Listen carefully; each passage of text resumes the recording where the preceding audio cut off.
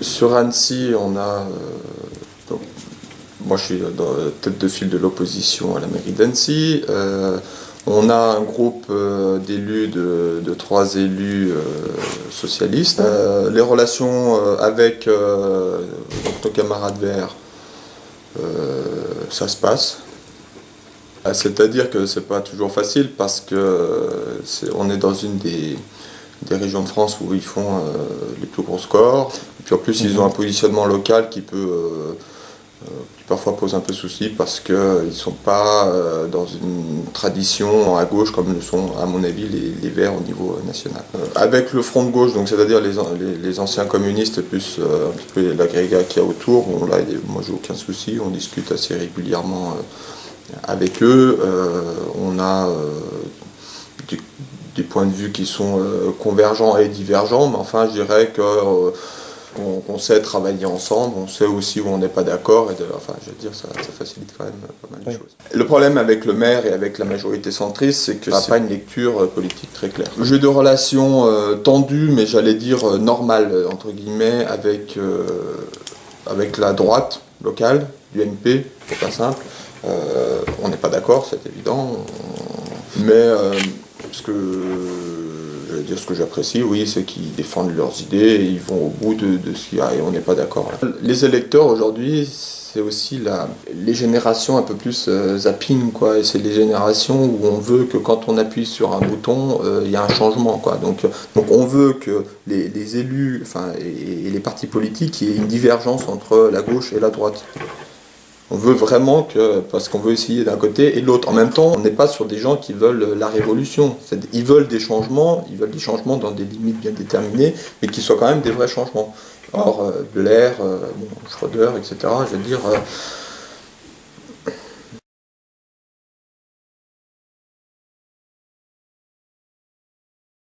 on ne peut pas faire, c'est là où vous allez me dire c'est du nini, mais on ne peut pas faire ce que nous demandent les Verts, ou je veux dire on ne peut pas sortir à 10 ans, je pense que c'est inconcevable pour moi. La vérité c'est que par exemple l'Allemagne qui est sortie du nucléaire, en partie disons, achète en grande partie son électricité ailleurs en Europe, notamment en France.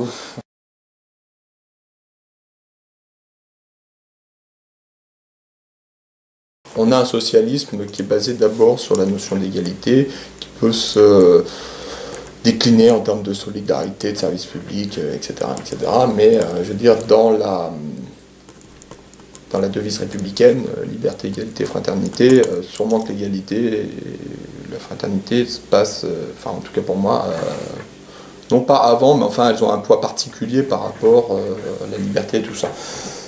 Sur le SPD allemand, je pense qu'on a il y a une autre histoire, il y a une pratique aussi politique qui est différente, il faut le reconnaître, avec des coalitions plus facilement liées au mode de scrutin proportionnel en partie, etc., alors que chez nous, on est plutôt sur, en tout cas depuis la Ve République, sur un affrontement plus clivant. À droite, bon, il y a des différences aussi, il ne faut pas les nier, mais enfin, on a quand même une solidarité ou une union qui est plus forte, quoi.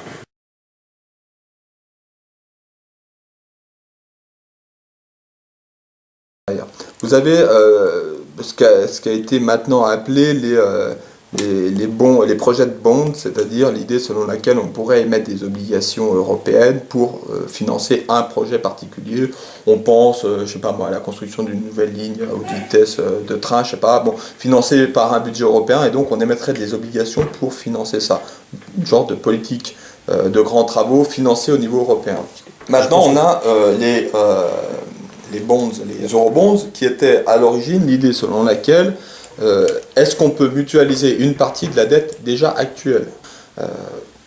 Moi je pense qu'un certain nombre de pays, la Grèce notamment, je veux dire si on ne va pas là-dessus, on les condamne à terme à une sortie de l'euro notamment, de l'Europe je ne pense pas, mais une sortie de l'euro parce que aujourd'hui ils ont des taux d'intérêt d'emprunt qui sont intenables.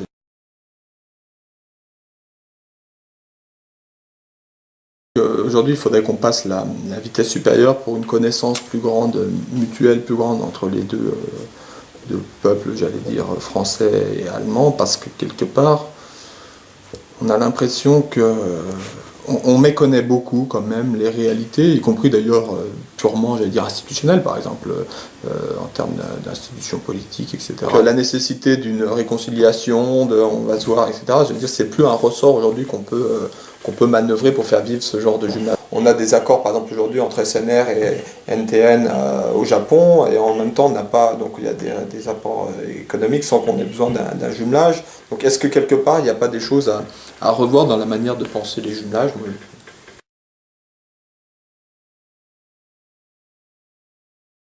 Moi, je souhaite pouvoir les rencontrer bientôt, que ce soit majoritaire ou minoritaire, pour qu'on puisse discuter ensemble, avoir un certain nombre d'échanges. Et puis, j'ose espérer qu'un jour, on pourra travailler ensemble, chacun étant majoritaire dans sa ville, pour essayer justement de redonner un souffle à cet échange, d'essayer de mieux apprendre à se connaître, et puis d'avoir des combats ou des choses, des actions communes. À plusieurs, autour d'une table, on est toujours plus intelligent tout seul, donc il y a peut-être des choses qu'on peut faire avancer ensemble et porter chacun de son côté après au sein de ses propres organes partisans, au PS et au SPD de leur côté. En tout cas, je leur souhaite bien du courage pour la suite, parce que je sais que c'est pas forcément facile. Voilà.